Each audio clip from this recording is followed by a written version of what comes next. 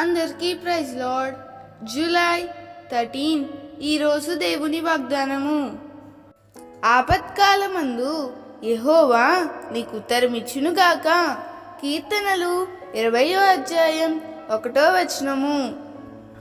నీవు సేవించే దేవుడు నీ ఆపత్కాలమందు నిన్ను విడిచిపెట్టేవాడు కాదు గాని నీతో కూడా ఉండి నీ ఆపదలన్నిటి నుండి విడిపించుటకు నీకు ఆలోచన చెప్పేవాడు.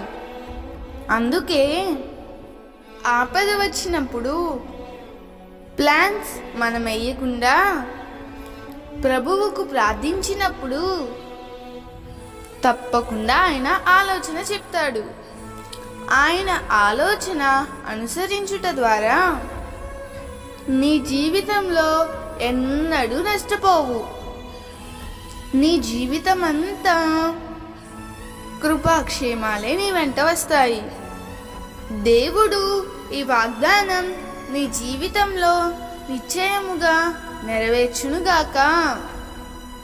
ఆపత్కాలమందు యెహోవా నీకు ఉత్తరమిచ్చి సంరక్షించునుగాక. ఆమేన్.